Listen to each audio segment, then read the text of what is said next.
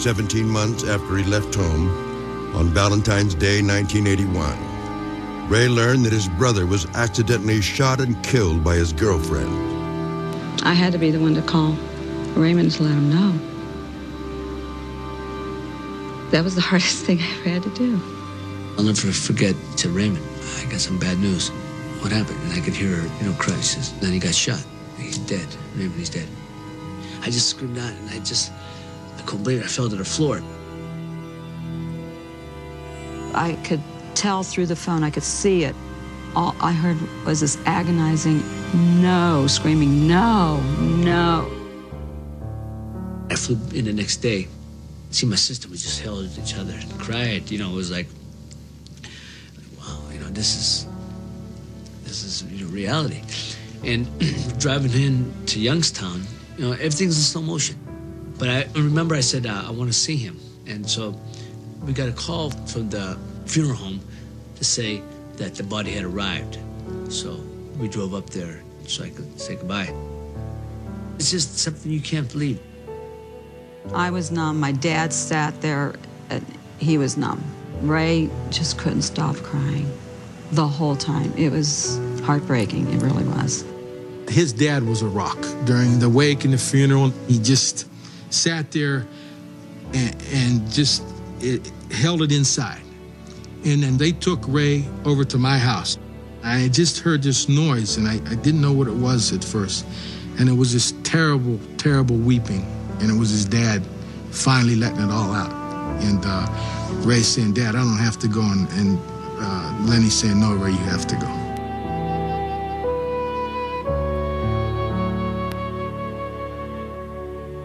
It was a crossroads moment for me because if I didn't leave then, like I said, I never get on with my life. I had to rely on my faith, and I left to go pursue my career.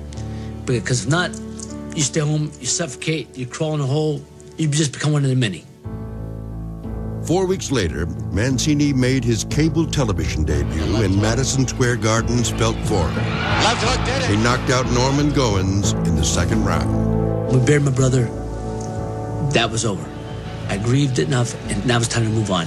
And I use that as motivation. I win that fight, and then the following month, I get offered my first network television fight on CBS. So, bing, bing, bing, things happen right away. Ray was able to shelve his grief and get ready for that fight with Goins in a way that belied how young he was and was just an indication of how he would be able to cope with tragedies to come.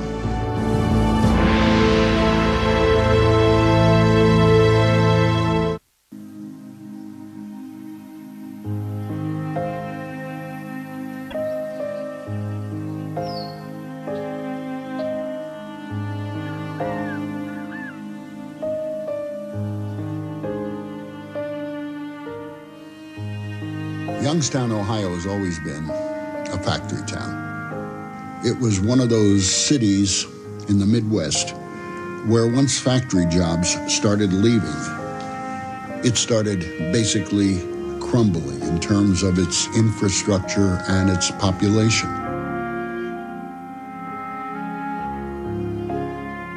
In Youngstown, it was devastating because guys who thought they were secure in those jobs, pensions and so forth, suddenly there wasn't anything. So the town practically overnight just kind of almost dried up and blew away. Maybe if you were an economic analyst, you could see it coming, but if you were a steel worker raised with the single-minded thought of following your father into the mill for one of those jobs, you couldn't or wouldn't imagine what it would be like to have the blast furnaces ever cooled down. There was nothing positive coming out of Youngstown at that time. They used to have a bumper sticker, last one leaving Youngstown, turn the lights out. The evacuation was painful and dispiriting. On September 19, 1977, more than 4,000 steel workers lost their jobs. By the early 1980s, the inhabitants looked beyond their city's vacant factories and mills for a sign of hope. They found it in a favorite son. He gave them something to be proud of, something to look forward to, something exciting, something good about this area because the area was going down. He gave people what they needed. He brought the whole community together. As a former sports writer, Mancini's manager, David Wolf, saw the value in a good story. In 1981, he sold his fighter to CBS as a rugged piece of Americana, a survivor of the changing times. When the network's PR department had spun its magic, Boom Boom was a known name in mainstream culture. He drew fans that were not boxing fans because CBS, in its advertising, in its lead-ins to the fight, told the story of Ray and his father over and over again. And Ray became a well-known face on American television, and people fell in love with him. After the Rocky fable has already hit the screen, we have a real-life Rocky, an ethnic, American, hard-working guy, tough, willing to take a punch, to give one. What Boom Boom Mancini was in effect a real-life boxing fable produced by CBS Sports. There's something that's magnetic about a true life hero. Sylvester Stallone is not Rocky Balboa. Ray Mancini is Ray Mancini. He had a great backstory, and what we did with him was just document what was there. Undefeated in 18 professional fights, Mancini won the NABF lightweight belt in May of 1981 with a 9th-round TKO of Jorge Morales. That October, the Mancini family finally got its world title shot. Ray would face a legend, WBC champion Alexis Arguello. Alexis Arguello was one of the greats. Magnificent fighter with great firepower, great punching power. He had leverage on leverage. Even at a very young age, just around 20-ish, here was Ray Mancini already appearing to be a veteran in the sport, which was both good and bad, because in my opinion, he ended up fighting Alexis Arguello a couple of years earlier in his career than he should have. I beat the number 6 contender, I beat the number 3 contender. Where do you go from there? Now they offer me to fight Arguello. Of course you got to take it. I used to tell people, ask my father how many opportunities there are to get for a world title fight. Guess what? There ain't no next time around. Armed with youth, passion, and the imperative of his family history, Mancini met the older and wiser Arguello. Ray Mancini fought the fight of his life for 10 rounds. He executed perfectly. They had a game plan. He did everything as well as you could do it. We get in there and boom, I jump on him. I'm boxing him. I'm banging that body. I mean, the fight's going according to plan. After 10 rounds, it's an even fight. I mean, it can go either way. But that's when Arguello turned it on. At the end of the 12th round, I throw right hand from the outside, and he throws right hand at the same time. His lands first. I go to one knee. I get up. I stagger to the ropes. The bell rings. In the 14th round, the 20-year-old challenger began to feel the wear and tear of a championship bout. All of a sudden, he hit me with that left hook over the top of my right hand. Boom, staggered me, hit me with that uppercut to the body, then hit me with the right hand. My head shot back, I went down.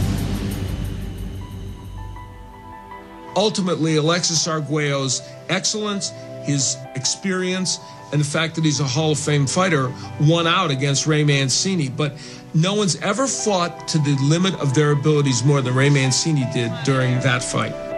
He and Arguello had a wonderful, almost big brother, little brother embrace and conversation in the ring where Arguello told him, one day you'll be a champion. I felt completely defeated in every way, emotionally, mentally, spiritually. My father just held me and hugged me and said, man, you're my champ. I remember him crying in the locker room, apologizing for his dad, and his dad said, Ray, don't you apologize for me. You fought a hell of a fight. You did a great job. Let me ask you, did that fight leave any either emotional or physical scars on you? None at all. Like I said, I'm a professional fighter, professional athlete. Sometimes dumb things happen, and you just got to come pick up the pieces and come back stronger, which I'm going to do. That was October 3rd. I was back in the ring 2 months later. You have to. Same thing with my brother. My brother passed. I had to move on. You pick yourself up. You heal up, move on, man. I knew after that I had everything it took to be world champion.